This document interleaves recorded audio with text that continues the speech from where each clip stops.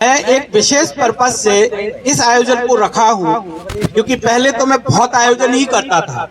मतलब ऐसा कोई दिन नहीं 15 दिन में, महीने भर में कि हमारे यहाँ कलेक्टर साहब ना आए या वरिष्ठ अधिकारी ना आए, क्योंकि मैं ऐसे कामों में लगा हुआ था। लेकिन आजकल मैं अब थोड़ा सा दूसरी दुनिया की ओर चला गया हूँ, उसके बारे में आप सबको कुछ बताना चाहता हूँ। एक्चुअल में मैं इस समय यूनिवर्सल ह्यूमन वैल्यूज से जुड़ा हूँ कि पहले मैं मध्य दर्शन से जुड़ा, तो एक बात क्लिक की जब मैं झाबुआ में 1997 में शिविर किया। कह रहे हम कर क्या रहे हैं, मतलब हम बनना क्या चाहते हैं और बन क्या रहे हैं। तो मेरे गुरु श्री गणेश बागैया जी के जब गहराई से मैं उनके साथ रहना शुरू किया चित्रकूट यूनिवर्सिटी में, तो वो हमेशा कहा करते थे कि भगवान सिंह ये संसार तो एक ही है, हर कड़ाही में भोजन है, बस तुम्हारा नजरिया बदल जाए। क्या बदल जाए? तो मुझे वो बात बहुत छुई। अरे संसार एक है, इसको ट्रायल किया जाए। तो मेरा जन्म कैथोकर गांव में हुआ, और आज बहुत ही सौभाग्य का विषय है कि हमारे वंश के लोग भी आए हुए हैं, और वो मेरे बारे में ज्यादा बता सकते हैं कि कैसे कैसे मेरे में सनई सनई परिवर्तन हुआ। 1992 की बात है कि मेरे अंदर कुछ चला गया। उसी समय मेरी शादी भी हुई, और शायद वो मेरे लिए वो क्षण थे कि एक तरफ ट्रांसफॉर्मेशन हो रहा था मेरे में, और दूसरी तरफ सामाजिक दिक्कतें थी कि नौकरी करो, ये करो, वो करो, ससुराल के लोगों का प्रेशर, ससुराल भी यहाँ बैठी हुई है ना, और उन सब के बीच मैं किधर जाऊं। लेकिन मैंने ठाना कि मैं वहीं जाऊंगा जहां सत्य हो, और धीरे धीरे मैंने समझाना शुरू किया। तो करीब 10-5 साल का ऐसा समय रहा जिसे मैं ट्रांसफॉर्मेटिव समय कह सकता हूँ। लेकिन इसके बाद ससुराल भी सहमत हुई, पत्नी भी सहमत हुई, और आज हमारी शाली साहिबा से लेके सब यहाँ बैठे हुए, क्योंकि अब वो यूनिवर्सल ह्यूमन, पहले वो कहते थे नौकरी करो, अब वो कहते हैं कि यूनिवर्सल ह्यूमन वैल्यूज के लिए काम करो। और मेरे देश लेवल का एक प्रयोग मेरे परिवार में चल रहा है, वो ये है कि परिवार में सुख शांति का विषय क्या हो। तो मेरी बच्ची, मेरे बच्चे, मेरी पत्नी, सबसे ज्यादा अगर कोई चर्चा चलती है तो ना वहाँ खाने की चलती, ना पीने की चलती। 3 बजट हमारे पास बचे नहीं है। एक हमारे पास लड़ाई का बजट नहीं है, क्योंकि हमें समझ में आ गया आंतरिक नियम, तो अब कोई दुश्मन हमारा बचा नहीं। तो लड़ाई का बजट हमारा खत्म। बीमार हम पड़ते नहीं है, 20-22 साल से हमने दवा नहीं कराई है, तो दवाई का बजट भी हमारा नील। हमको कुत्ते ने काट लिया था, और 150 आदमियों ने हमारे ऊपर दबाव बनाया। उसमें एक मेरा भतीजा यहाँ डॉक्टर बैठा हुआ है, झांसी मेडिकल। मैंने कहा नहीं कराऊंगा, कुत्ते को देख लेना, क्योंकि मेरे अंदर ही फिर से वो पावर इतना है आंतरिक, ठीक है, कि अगर कुत्ता अगर वायरस से इन्फेक्टेड नहीं है तो कुत्ते से घाव जल्दी ठीक हो जाता है। और इस पर मैंने बहुत अध्ययन भी किया, और पता चला कि आसाम वगैरह में तो पूरा कुत्ता ही कहा जाते हैं, उनको आज तक कुछ नहीं हुआ, और मेरा घाव 4 दिन में ठीक हो गया। तो मैं ये ध्यान दिलाना चाहता हूँ कि एक तो सगाइयों का भी, जैसे ये जो उत्सव होते हैं, उत्सव में मेरा कोई बजट नहीं है, ना मैं जन्मदिन मनाता हूँ, ना त्योहार मनाता हूँ। दिवाली जैसी है वैसी ही होती है, और इसके लिए पूरा परिवार सहमत होता है। पटाखे हमारे यहाँ घलते नहीं है, जन्मदिन पे केक हमारे यहाँ आता नहीं है। तो इस प्रकार से हम लोगों में एक ट्रांसफॉर्मेटिव परिवर्तन हुआ है, और वो परिवर्तन इस बात का है कि सुख को समझ लिया जाए। अभी तक हमने जहाँ सुख खोजा है, कहाँ खोजा, शरीर में खोजा, संवेदना में खोजा, शरीर, संवेदना और सुविधा माने धन में खोजा। हम क्या कहते हैं, बोले लड़का अमेरिका गया है, काहे के लिए गया, नौकरी करने गया है, समुद्र पार करके गया है, यहाँ बाप मर जा रहा है ना। एक हमारे आईजी थे लखनऊ में, पता चला कि उनने पूछा बेटा वो बड़ा वाला भाई क्यों नहीं आया, तो उनने बताया कि भाई वो भाई ने कहा है कि जब माँ मरेंगी तो बड़ा वाला आ जाएगा, अभी पिताजी के में आप चले जाओ। तो उनने कहा एक काम करो बेटा, बड़े बेटे को भी बुला ही लो, और उनने खुद को बंदूक मार ली। ये सत्य घटना है। तो आज हम वहां पहुंच गए हैं, काहे के लिए, धन के लिए।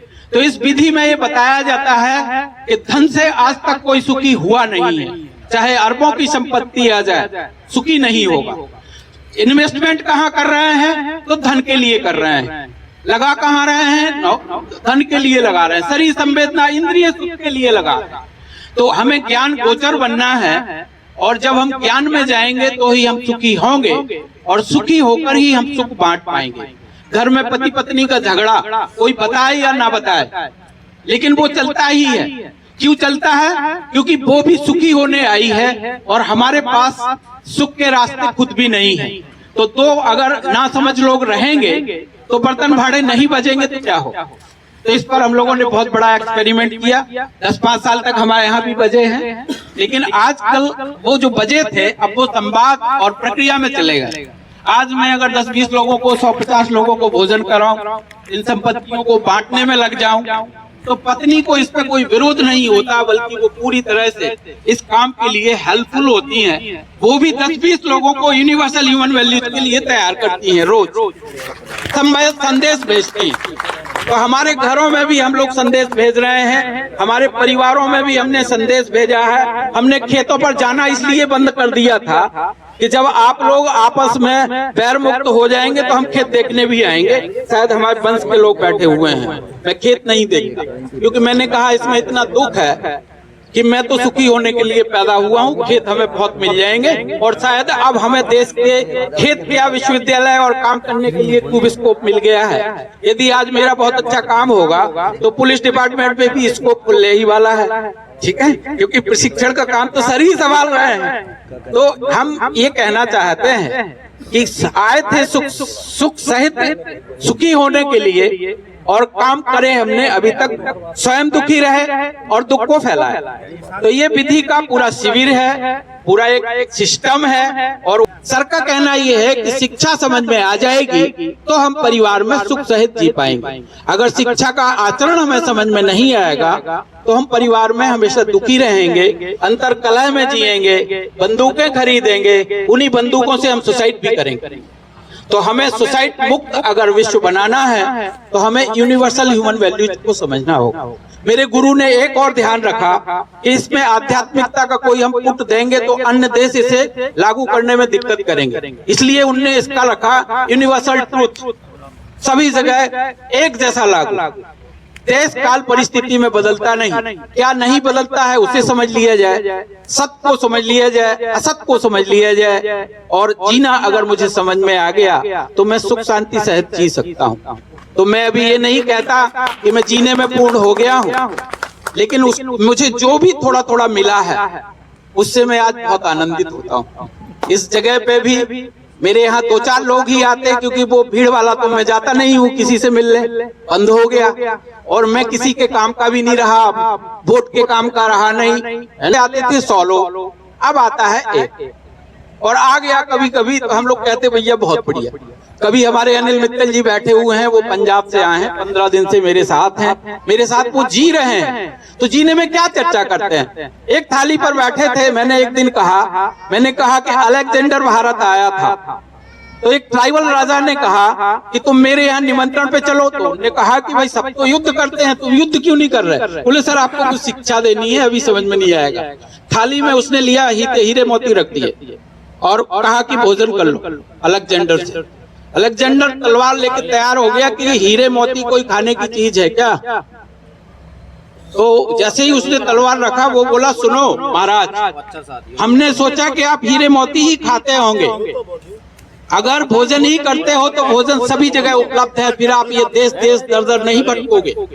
तो अभी जो हम भटक रहे हैं कि ये देश ठीक करना है, वो देश ठीक करना है, वो ऐसे होगा नहीं।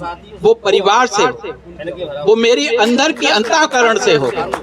तो जैसे जैसे मैं अंतःकरण में सुखी होता हूँ वैसे वैसे सुखी बढ़ता है। तो यहाँ कई उदाहरण भी है, जैसे जैसे मेरे में समझ बनी, यहाँ कुछ ऐसे परिवार भी आए हुए हैं जिनके कोर्ट के केस भी वापिस हो गए हैं। एक प्रजापति जी का परिवार है, यहाँ आया होगा मुझे लगता, आए हैं पति पत्नी, उनका 6 साल से कोर्ट में केस चल रहा था, लेकिन वो कोर्ट ने, जजों ने समझाने के बाद जिस कोर्ट को विड्रॉ ना हुआ हो, वो 3 बार के हमारे जाने के बाद विड्रॉ हो।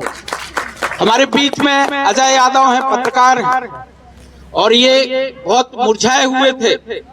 अरे साहब खुशहाली में बदल गया। मैं जब इनके घर गया पहली बार तो मैंने सिर्फ अभिनंदन पत्र पर पढ़ा हुआ देखा था और उसमें लिखा था कि फूलों से पली मेरी बेटी। तो मैंने कहा कि अजय तुम्हारी जिम्मेदारी तो ये थी कि तुम इस बेटी का केयर करो, और बेटी की जिम्मेदारी थी कि वो अपने पति की रक्षा सुरक्षा और उसके प्रोत्साहन उत्साह वर्धन करे। और हमने की पहुंच कहाँ गए हैं कि आज बच्चा तुम्हारा तमाशा देख रहे हैं, ये बच्चे क्यों पैदा किए इसका उत्तर चाहिए। और वो दिन है कि आज का दिन है, इनकी ससुराल में गया, 1 साल तक मैंने इनके साथ पूरा समय लगाया और आज ये परिवार मेरा परिवार हो गया है। कभी भी डांटना होता है मैं पिता की तरह जाता हूँ, चाहे जिसे डांटने लगता हूँ, क्योंकि बहुओं की संख्या बहुत बढ़ गई, मेरी बहुएं भी आई हैं। तो मैं ये कहना चाहता हूँ कि जब आप पवित्र भाव से कोई मैसेज भेजते हैं तो वह मैसेज जाता है, आपका आचरण सधा हुआ। तो यूनिवर्सल ह्यूमन वैल्यूज ऐसा नहीं है। सर भी उस दिन अपने उस पे एक कॉन्फ्रेंस में बोल ही रहे थे, हम लोगों के बीच में सर भी थे, मेरे गुरु भी जुड़े थे। तो ऐसा नहीं है कि अभी तक सनातन में काम नहीं हुआ है।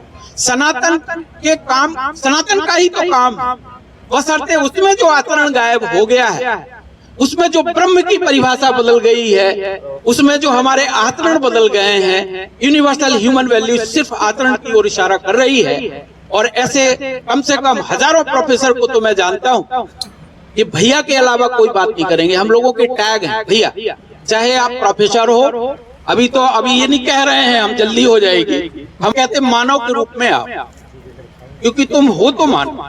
हमारे ही घर का कोई डीआईजी बन गया, एक आईजी बन गया, और हमारे ही घर का एक सरपंच है, और हमारे ही घर का एक नक्सली बन गया है, और तीनों एक दूसरे का अभी अलग अलग सिस्टम लिए हुए हैं। अगर सही समझ में आएगा तो ये तीनों भाई एक हो जाएंगे, ना कोई से बड़ा होगा ना कोई छोटा होगा।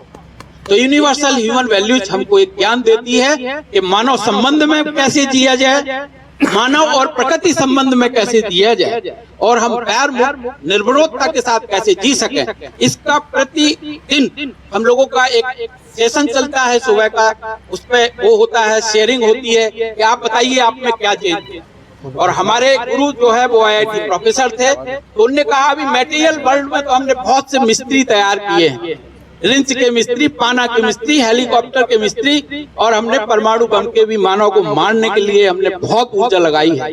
लेकिन मानव को मानव समझने की क्या तकनीकी हो, इसके रिंच पाना क्या हो, वो बनाने में लगे हुए हैं। और बहुत जल्दी ये विश्व का सबसे बड़ा कार्यक्रम बनेगा।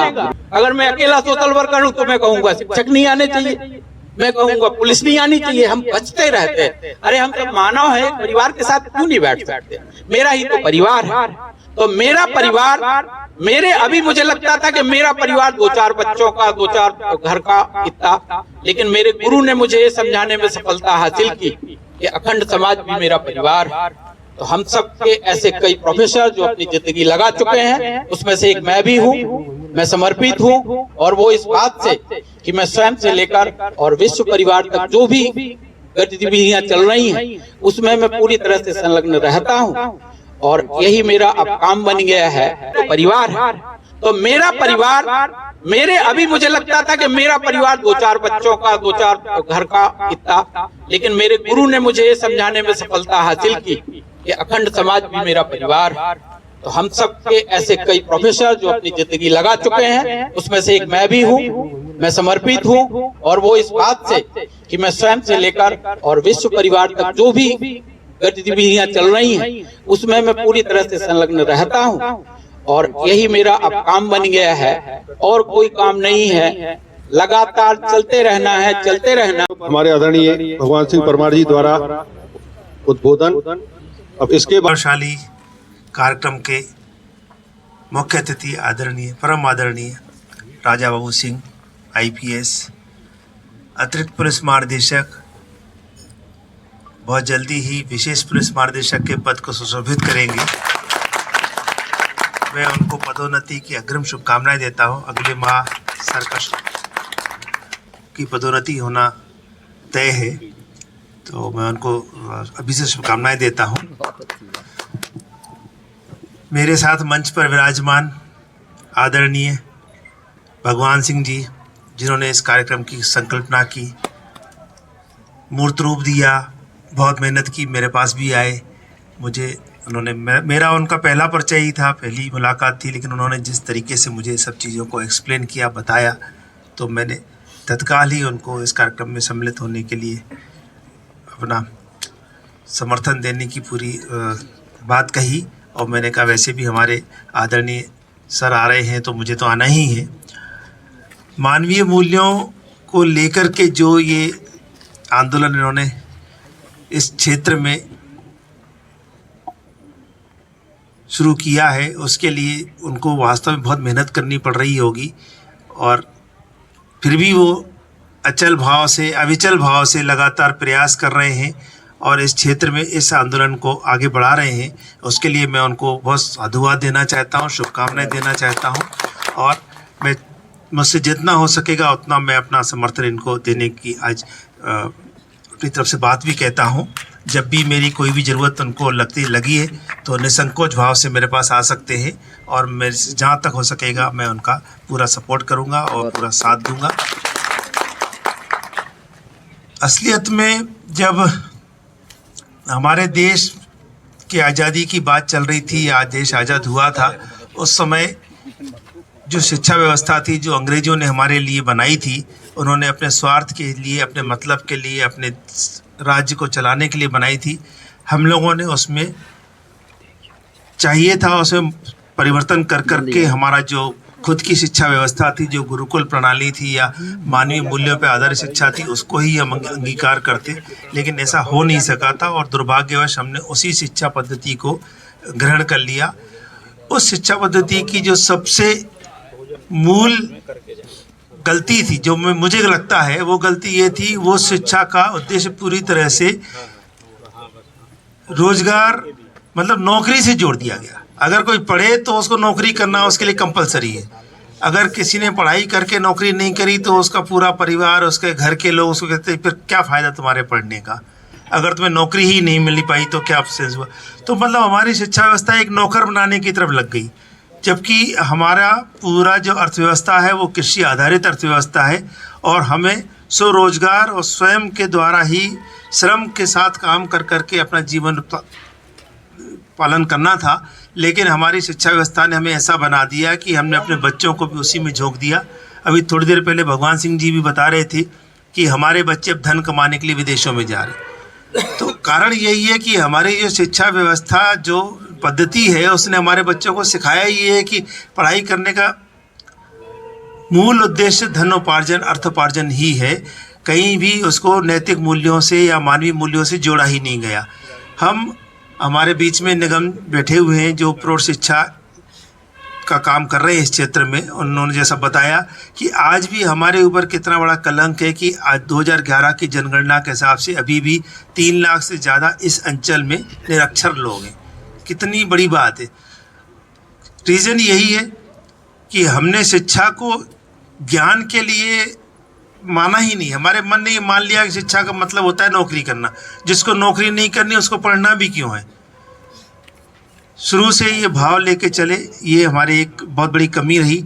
अब समय बदल रहा है, अब लोगों को ये समझ में आ रहा है, और उसी का परिणाम है कि अब वापस लोग अपनी जड़ों की तरफ लौट रहे हैं। जो पहले गांव एकदम खाली हो गए थे, अब धीरे धीरे वापस लोगों का शहरों से मोहभंग हो रहा है और धीरे धीरे गांवों की तरफ लौट रहे हैं। कल ही मेरे मन में एक विचार आ भी रहा था कि न मालूम क्यों लोग अभी भी शहरों की तरफ जाते हैं, जबकि शहरों में कितनी आपाधापी, कितनी व्यवस्थाएं खराब हो चुकी हैं। उसकी तुलना में हमारा छतरपुर कितना अच्छा और कितना साफ़ सुथरा है।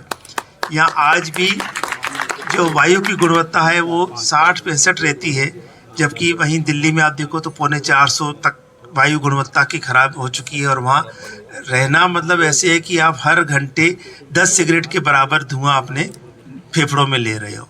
कितना मतलब स्वास्थ्य के लिए हानिकारक है। और वही हमारी छतरपुर की 60-70 है, तो गाँवों में तो और भी 50 से भी नीचे होगी। तो कितना मतलब स्वस्थ जीवन जिया जा सकता है गाँवों में, कितना अच्छा है। और अब तो टेक्नोलॉजी का भी इतना ज़्यादा विस्तार हो गया है कि अब कोई ज़्यादा फ़र्क बचा भी नहीं है गाँवों में और शहरों में।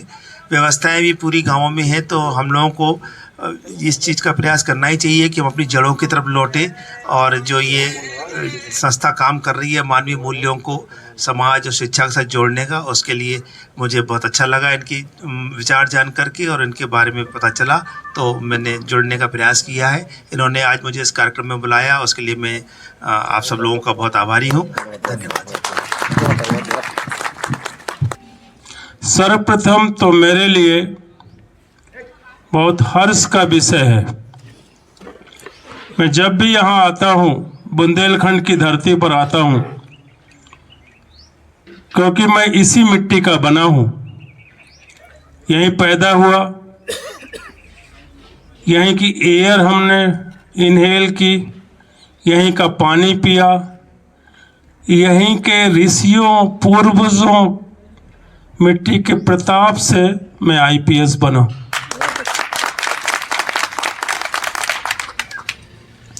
आज का ये जो कार्यक्रम है, इसकी आपको पृष्ठभूमि समझनी होगी। कुछ ऐसे तथ्य हैं जो हम सभी को दिखाई दे रहे हैं। आप देखें, सबसे बड़ी जो पहली समस्या है वो हमारे देश में जनसंख्या विस्फोट है। मैं आज से 12 साल पहले एक बुक पढ़ रहा था, a country of 1.2 billion people, 120 crore लोगों का देश। और अब जब कोई राजनेता, कोई अधिकारी अपने भाषणों में बोलता है तो 145 कहने लगा है। 145 करोड़ लोगों का देश, 145 करोड़ लोगों का देश। संसाधनों पे दबाव बढ़ेगा। आपने देखा 4 साल, 5 साल, 3 साल पहले जो हरा भरा खेत था, अब वहाँ सीमेंट के जंगल बन गए हैं। किसी भी बड़े शहर के बाहर का जो सबअर्बन एरिया है, सैटेलाइट टाउन्स हैं, प्लॉटिंग चल रही है, वाहनों की संख्या बढ़ गई है, वाटर सोर्स सिंक हो रहे हैं, एयर पॉल्यूट हो रही है। मैं अभी भोपाल में रहता हूं और जिस एरिया में रहता हूं वहां जब अपने घर को जाता हूं तो पूरी रास्ते भर जो लोगों की हद है उसको आगे बढ़ा करके उन्होंने जो सार्वजनिक रोड है, पब्लिक प्लेस है, उसको इंक्रोच कर रखा है।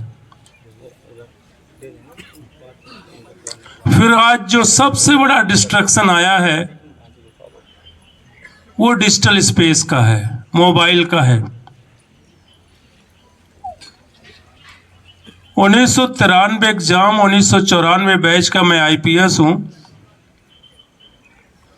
मैं जब इंटरव्यू देने गया था यूपीएससी धौलपुर हाउस, तो उस समय मुझे लैंडलाइन पे बात करना नहीं आता था, क्योंकि मैंने बात कभी किया नहीं था। जब मेरा इंटरव्यू ख़त्म हो गया तो रिसेप्शनिस्ट जो यूपीएससी धौलपुर हाउस में बैठी थी, मैंने कहा मेरा कॉल लेटर नहीं आया मेडिकल करने का। उन्होंने कहा कि आपका राम मनोहर लोहिया हॉस्पिटल में आप फ़ोन लगा लीजिए। उन्होंने वो लैंडलाइन फ़ोन को आगे बढ़ा दिया और मैंने उसे उठा करके डायल करने लगा। मैंने कहा कि इसमें कोई जवाब नहीं आ रहा। उसने रिसीवर लिया, मुझे डांट दिया कि इसमें तो डायल टोन ही नहीं आ रही, आप कैसे डायल कर रहे हो। उस समय मुझे लैंडलाइन पे बात करना नहीं आता था। आज 2 साल का, 3 साल का, 4 साल का, 5 साल का बच्चा स्मार्टफोन पे पूरे समय फिडल कर रहा है। अब देखिए आप क्या गेन कर रहा है वो। अभी आप सभी लोग बैठे हुए हैं, मुझे लगता है एक आध लोगों को छोड़ के सबके पास मोबाइल होगा। अननेसेसरी कॉल आ रहे हैं, कोई उन कॉल की ज़रूरत नहीं है। आपको भी किसी को कॉल करने की ज़रूरत नहीं है, लेकिन आपका मन नहीं मान रहा, आप फिडल कर रहे हैं, मेरे को नहीं सुन रहे। मेरे से आप कोई मिलने आता है, अपना मोबाइल लेके आता है, या आप किसी से बात कर रहे होते हैं, उसकी अपेक्षा होती है कि आप उसको अटेंशन दें, उसकी बात सुने, उसका सम्मान करें। आप उसका असम्मान करने लगते हैं, मोबाइल पे फिडल करने लगते हैं। तो ये सारी समस्याएं हैं जो स्पष्ट हैं, और ऐसे में ज़रूरत है सार्वभौमिक मानव मूल्यों की। गणेश जी ने, गुरु जी ने, जो IIT कानपुर में है, एक बहुत अच्छा ये सिस्टम दिया है। जैसा भगवान सिंह जी स्वयं कह रहे थे, इस तरह की चिंता कोई ये नई नहीं है।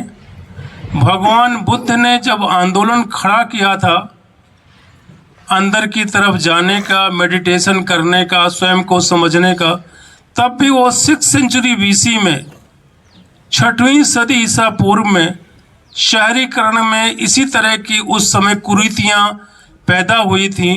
उससे विद्रोह करके उन्होंने कहा था कि मानव केंद्र में होना चाहिए, मानव चेतना केंद्र में होना चाहिए, और इस शहरीकरण से, इस रिचुअल से, आडंबर से, कुरीतियों से मानव चेतना, मानव केंद्र में होने की बात कहीं खो गई है, मार्जिन में चली गई है। इसलिए उस मूवमेंट की ज़रूरत है। बहुत सारे प्रयास चलते रहे, आर्य समाज उठ खड़ा हुआ। हमारे यहाँ तो पूरा वांग्मय भरा हुआ है उपनिषदों का। 108 उपनिषद हैं, अष्टावक्र गीता का, नारद भक्ति सूत्र का, भागवत गीता का, रामायण का, सब में मानव मूल्यों की बात कही गई है। श्री गणेश जी ने नए कलेवर में, नए समय में ये सार्वभौमिक मानव मूल्यों की बात की है। अभी अरुणा बहन ने, भगवान सिंह जी कह रहे थे, उनकी पत्नी भी सपोर्ट करती हैं। बहुत सारे लोगों ने अपनी बात रखी है, और इसे कोई इनकार नहीं कर सकता कि हमें सार्वभौमिक मानव मूल्यों की ज़रूरत है। सार्वभौमिक मानव मूल्य क्या है? क्या सत्य, ईमानदारी, करुणा, प्रेम, सहिष्णुता, भाईचारा, यही मूल्य हैं। गायब हो गए। क्यों गायब हो गए? अंधी दौड़, ज़्यादा से ज़्यादा ग्रैब कर ले। मेरा जो प्लॉट है, प्लॉट एरिया है, उससे आगे बढ़ा करके हम सार्वजनिक स्पेस को घेर लें और पालें। रोड रेज की घटनाएं देख रहे हैं, छोटी छोटी बातों पे लोग हिंसा पे उतारू हो जाते हैं। माइंड पॉल्यूट हो गए हैं, 24 घंटे कूड़ा करकट देखते हैं डिजिटल स्पेस में। तो ऐसे में सार्वभौमिक मानव मूल्य की बहुत बड़ी ज़रूरत है। भगवान सिंह जी का जो आंदोलन है, नौगांव में, छतरपुर में, यहाँ पे एक केंद्र है, इसकी महत्ता और इस बात को लेकर के है कि वो जिस शिद्दत के साथ, जिस मिशनरी जील के साथ, जिस कमिटमेंट के साथ इन मानव मूल्यों का प्रसार कर रहे हैं और बहुत सारे टूटते हुए परिवारों को बचा रहे हैं। अजय यादव जी के परिवार का उदाहरण दिया उन्होंने, और एक परिवार का उदाहरण दिया, और ये प्रक्रिया लगातार चलती रहे, ये आंदोलन आगे बढ़ता रहे। आपको पता है ये एक दिन नष्ट होना है। ये पृथ्वी बिग बैंग थ्योरी से बनी है, दोबारा ये नष्ट होगी। बहुत कब नष्ट होगी? 2000 साल बाद, 2 करोड़ साल बाद, लेकिन नष्ट होना है। कुछ भी लीनियर नहीं है, कुछ भी यहाँ नहीं है अनंत काल तक चलने वाला। हर चीज़ साइक्लिक है, हर चीज़ घूम के लौट के आता है। लेकिन जब तक है तब तक ये धरा आगे आने वाली पीढ़ियों के लिए लिवेबल रहे, ग्रीन स्पेस रहे, हरा भरा रहे, पक्षी रहे, सबका इसमें अपना रोल है। भगवान सिंह जी जब मुझे अपना फार्म हाउस दिखा रहे थे तो उन्होंने कहा कि सर मैं शुरू में मॉडल से बड़ा प्रभावित था कि मैं ये मॉडल का यहाँ पे फार्म हाउस बनाऊँगा, सिर्फ ये पेड़ रहेंगे, मैंगोज़ रहेंगे या चीकू रहेंगे या ये रहेंगे वो रहेंगे। फिर मैंने कहा कि नहीं, मॉडल के प्रति ऑब्सेशन ठीक नहीं है। अब तो जंगल जो जहाँ उग रहा है उगने दिया जाए, और सबकी अपनी उपयोगिता है, उसको मैंने समझने की कोशिश की। और अब मैं हर पेड़ का सम्मान करता हूँ, चाहे खैर का पेड़ हो, टीक का पेड़ हो, लेंटाना इवन, उसका सम्मान करता हूँ। मैंने कहा बिल्कुल सही है, जो मॉडल है, मॉडल के प्रति ऑब्सेशन है, वो मोनोथेइज्म है। इस्लाम, यहूदी और जो दूसरी क्रिश्चियनिटी है वो मोनोथेइज्म है। आप उनको पढ़ें, क्या तू मेरे अलावा और किसी के प्रति श्रद्धा रखेगा? हमारे यहाँ तो पॉलीथेइज्म रहा है, बहुदेववाद रहा है, हमने सबको पूजा है और यही प्रकृति का रूप है। आप देखें, जब बारिश होती है छोटे से स्पेस पे कितनी तरह के बीड्स, वनस्पतियाँ उगाती हैं। इस प्रकृति का जो बाय डिफॉल्ट नेचर है वो पॉलीथेइस्टिक है, सबका सह अस्तित्व है। इसमें सिर्फ बाकी को मिटा दे या सिर्फ एक रह जाए, मोनोथेइस्टिक बन जाए, ये अगेंस्ट नेचर है। और सार्वभौमिक मानव मूल इसी बात की वकालत करता है कि सबको जीने का, सह अस्तित्व में जीने का, सौहार्द में जीने का, प्रेम से जीने का अधिकार है और स्पेस है, जिया जा सकता है। सार्वभौमिक मानव मूल का जो भी प्रैक्टिस कर रहे हैं वो परिवार ये करके, चरितार्थ करके दिखा रहे हैं। ये बहुत अच्छा कार्यक्रम है, आपने मुझे बुलाया, सम्मान दिया। मैं इसी क्षेत्र का हूँ, ये मेरी ही धरती है, मेरा सभी लोग मेरे अपने हैं। मैं अपनों के बीच अपने को पाकर गदगद हूँ, गौरवान्वित हूँ। धन्यवाद। जय हिंद, जय भारत।